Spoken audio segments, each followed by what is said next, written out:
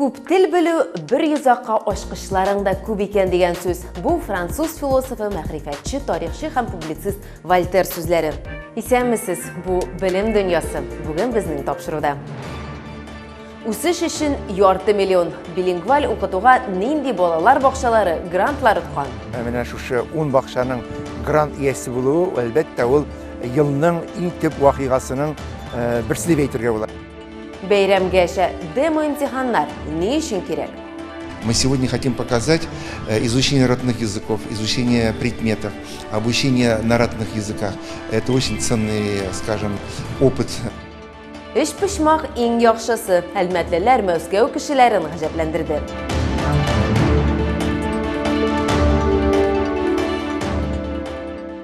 Иң яхшы билингваль балалар бакчасы өчен грант җиңүчеләре билгеле булды. 10 балалар бакчасы грант тотты.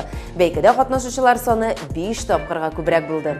Бәйге инде 9 ел рәттән үткәрелә. Шуңа итеп Татарстан хөкүмәте балаларны республиканың дәүләт телләренә өйрәтү процессын оештыру буенча иң яхшы педагогик коллективларны ачыкларга һәм бүләкләргә омтыла.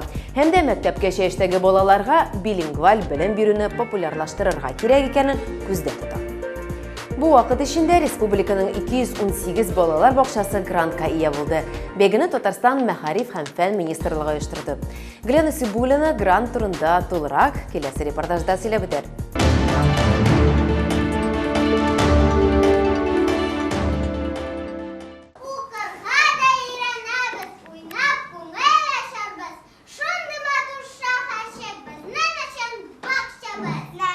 Балаларда туган телгә карата мәхәббәтне ничек тәрбияләргә? Монда бу сорауга җавапны ачык беләләр. Алар бит алдынгылар арасында. Республиканың 10 балалар бакчасы иң яхшы билингваль балалар бакчасы исеменә лаек булдылар. Менә шушы 10 бакчаның грант иясе булуы, әлбәттә, ул елның иң төп вакыйгасының берсе дип әйтергә була. Чөнки бөтен нәрсә бакчадан башлана. Кичкенәдән балалар телне беләләр, илгә мәхәббәт тәрбияләнә, әти-әниләр белән бергә эшлиләр, укытучылар белән, тәрбиячеләр белән бергә менә шунда килеп телне өйрәнәләр инде. Аның өчен шартлар кирәк. Нинди шартлар булырга тиеш? Иң беренче шартлар булырга тиеш ул менә шу тирәлектә. Бала бакчага теләп килергә тиеш. Тәрбияче аны елмаеп каршы алырга тиеш. Әгәр дә телнең матурлыгын ачып сала белсә, балага аңлата алса, җәнлекләрме ул, кошлармы ул, агачлармы, табигатьме, йорт кирәк яраклар ашамы. Конкурс мәгариф министрлыгы тарафыннан 2013 елдан бирле үткәрелә. Аның төп максаты мәктәпкәчә яшьтәге балаларга билингваль белем бирүнең укыту-тәрбия процессын камилләштерү. Шуның өстәвенә бу конкурс балалар бакчаларының иң яхшы педагогик коллективларын ачыклау һәм бүләкләүгә юнәлдерелгән. Иң яхшы билингваль балалар бакчасы конкурсына катнашыр алдыннан без инде аэропорт темасын алып, шуны алга этәреп, шуның буенча кунакларны каршы алдык. Бүгенге көндә балаларны да 2 телдә, 3 телдә өйрәтәбез. Конкурс үткәрелә башлаган чордан алып, барлыгы республиканың 218 балалар бакчасы грантка ия булган иде. Быел исә грант алу өчен барсы 47 мәктәпкәчә белем бирү оешмасы гариза бирде. Алар арасыннан иң әйбәтләрен махсус комиссия ачыклады. Безнең 272 балалар бакчасы шушы конкурста катнашып, беренче урынга лаек булды. Без бу вакыйгага бик шатбыз, бөтен коллективыбыз бик тырышып эшләде һәм шушы тантанага ирештек. Конкурс 2 этапта узды. Башта катнашучылар балаларга билингваль белем бирүне камилләштерүгә юнәлдергән проектларын тәкъдим иттеләр. Икенче этап бакчаларның эшчәнлеген бәяләү өчен комиссияның күчмә утырышы рәвешендә узды. Мин бу балалар бакчасына йөрдем. Миңа монда бик ошады. Без тәрбиячеләр белән татар теленә өйрәндек. Конкурсның сайлап алу барышында эксперт комиссиясы Татарстан Республикасының 25 белем бирү оешмасында булды. Әлеге этап кысаларында мәктәпкәчә яшьтәге балаларга билингваль белем бирү системасы, эшчәнлек ресурслары, эш формаларының төрлелеге һәм балаларны дәүләт телләренә өйрәтү методикалары бәяләнде. Аларның тырышлыгын ассызыклап әйтмичә мөмкин түгел. Чөнки бу бит коллективның эше. Бу мөдирнең эше, коллективның эше, әти-әниләрнең эше. Һәм менә шушы 500 мең без аларга бирәбез. Шушы 500 меңгә бу бакчалар үзләренә кирәкле яракны сатып алып, яңадан шушы юнәлештә эшләрен матур итеп дәвам итерләр дигән өметтә без яшибез. Грант акчалары бакчаларда тагын да яхшы шартлар тудырырга менә дигән мөмкинлек. Балалар өчен уңайлы шартлар булдыру аларны тулайым алганда үстерергә һәм шулай ук туган телгә мәхәббәт тәрбияләүгә ярдәм итәчәк.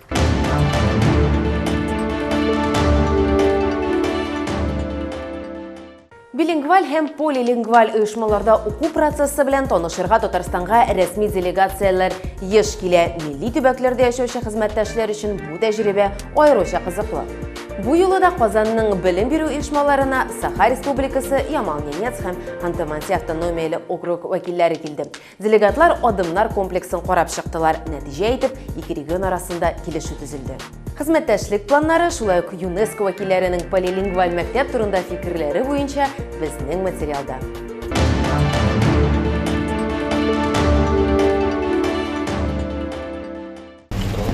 Адымнар шаккаттыра. Казанның полилингваль мәктәбендә хәтта ЮНЕСКО оешмасы сессиясе узарга мөмкин. Әлегә бу хакта сөйләшүләр бара. Уку йорты чираттагы кунакларны кабул итә.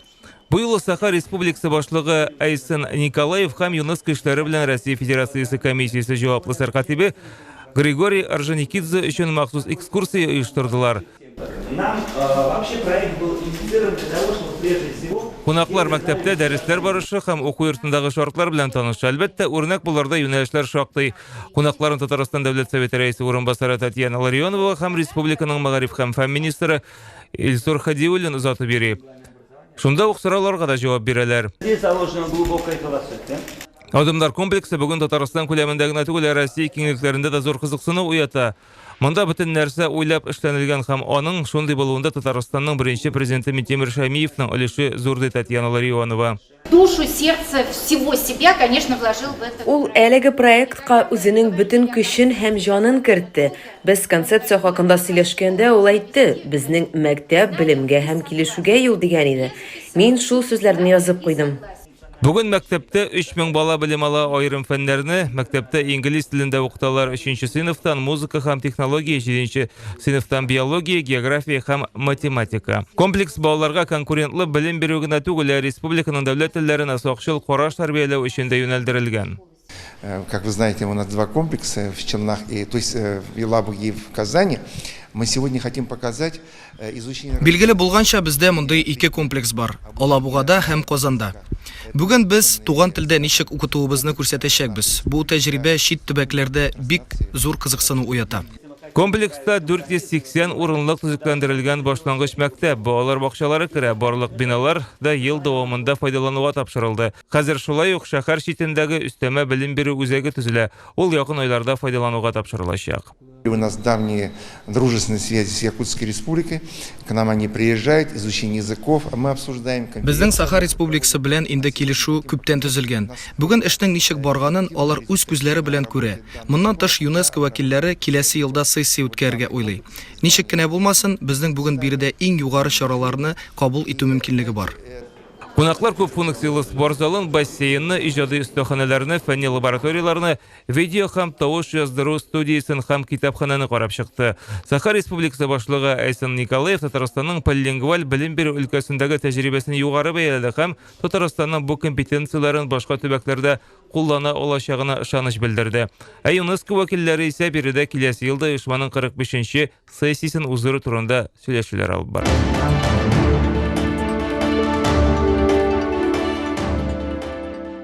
Татарстан эшпошмагы Мәскәүдә иң яхшысы булды. Сүз нәрсә турында бара? Нияз Рахман автор сәхифәсендә мәгариф һәм балачак дөньясыннан иң кызыклы интернет яңалыклары белән уртаклаша.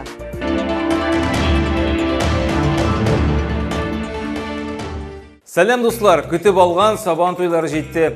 Җиләк пешкән чур һәм авылда каникулларның иң рәхәт чаклары бит бу. Сез кызыклы тәнәфес сәхифәсен карыйсыз һәм интернеттагы иң кызыклы хәлләр хакында алдагы минутларда сөйләрбез.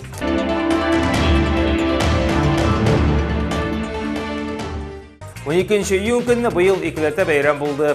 Сабан туе һәм Россия көне. Халык рәхәтләнеп ял итте, әйел күләмендә салютлар, күк йөзен мадур төсләргә күмде.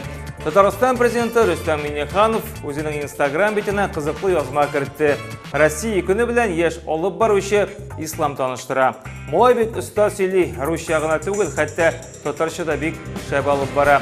Сізді тыңлап кетегіз әлі, шын профессионал ислам. День России – один из самых молодых праздников нашей страны. Он берет свое начало в 1990 году и связан с принятием декларации о государственном суверенитете РСФСР. С 1992 года праздник ежегодно отмечается 12 июня. Правда, свое короткое и звучное название, под которым мы знаем его сегодня, День России обрел лишь в 2002 году. Этот праздник – хороший повод, чтобы вспомнить и в очередной раз порадоваться тому, в какой большой и удивительной стране мы живем. Ведь только в России можно на протяжении целой недели ехать из одного конца страны в другой, пересекая при этом 11 часовых поясов. Құтқарушы яқындағына була Алабуға шақарында суға батушы екі қызны полиция қызматкары құтқара. Әлігі хәліне күзәту камералары түшіріп алған. Қызлар яр бойында ойнап жүрген шақта, башта бірсі суға түші, екіншісі құтқарам деп өзі де бата башлай. Бақытке енашыда гына полиция қызматкары майор Ленар Дәулетшин була. Ол шунда оқсуға секірі һәм 9-11 яшьлек батушы қызларны судан шығара. Әфәрин, Ленар! Әбаларға кеңес шул, жайғы шырда су бойларында айыруша сақ болығыз.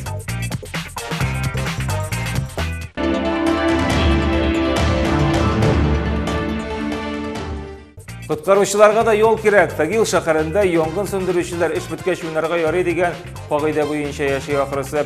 Түні бойы қызыл әтеш білен күрәшкен ғадаттан тыш хәлләр қызматкерлері ишік алдындағы құмлықта ойнайлар.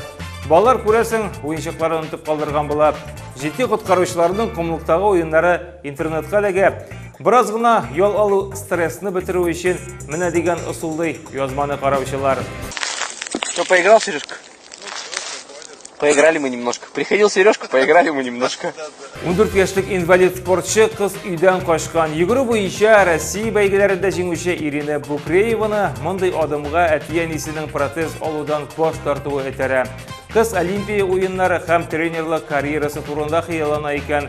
Тик менә туганнары белән уртак тел таба алмый. Кызның тумыштан кулының терсәккә кадәр өлеше һәм куллары юк. Стартка чыккач, нәкъ менә җирдән этелеп китү өчен протез кирәк ди ул. Әти-әнисе протез алудан баш тарткач, Ирина өйдән китә. Интернатка урнаша һәм тренерлары ярдәм итә икән. Хәзер протез алу өчен бөтен өлкә белән акча җыялар. Җирле министрлык ярышларда катнашу өчен юл чыгымнарын үз өстенә ала. Я дальше собираюсь идти после 9 класса на тренера. Но для этого я хочу попасть сначала в сборную. Но протез мне нужен очень сильно, потому что без него, я думаю, мне будет сложно дальше. Ребенок приходит ко мне на тренировку, допустим, прикрывая куртку рукой. То есть там опора на две ручки, то есть на две руки. У нее, так как одна рука, ей было неудобно немножечко. Сәхифәбезнең шатлыклы яңалык белән тәмамлыйсы килә. Безнең «Өч почмак» анимацион мультфильмы Мәскәүдә узган фестивальдә беренче урынны ала. Авторлары Әлмәт шәһәреннән проектны балалар үзләре язган, үзләре уйлап тапкан, үзләре үк тавыш яздырган. Миңа калса, бик шәп килеп чыккан бу. Әлмәттә почмакларның рецептын яхшы беләләр. Сез дә карап китегез әле. Покупатели. Почмаки моментально разлетелись один за другим. Оставшиеся пирожки были расстроены из-за потери друзей, но увидев, что их любят, обрадовались. Время шло, их становилось все меньше и меньше, но их четверых все не забирали и не забирали. В последние секунды до закрытия появился человек и забрал троих. Оставшийся пирожок уже представлял, что его ждет что-то ужасное. Но его спасло чудо. Проголодавшийся продавец решил забрать его с собой.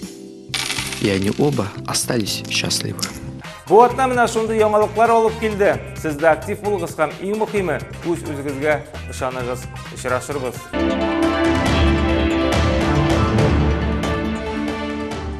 Сездә яңалыкларыгыз белән уртаклаша аласыз. Мәктәп турындамы, балалар бакчасы я университетыгыз турындамы? Видеоларыгызны җибәрегез, комментарийларыгызны калдырыгыз. Рус язучысы һәм тәнкыйтьче Иван Гончаров шулай дип әйткән: "Белем чыганагы шиксез. Бу юлда нинди уңышларга ирешмә, һаман да кешеләргә эзләргә, өйрәнергә кирәк. Яңаны табыгыз, рухланыгыз. Сау булыгыз."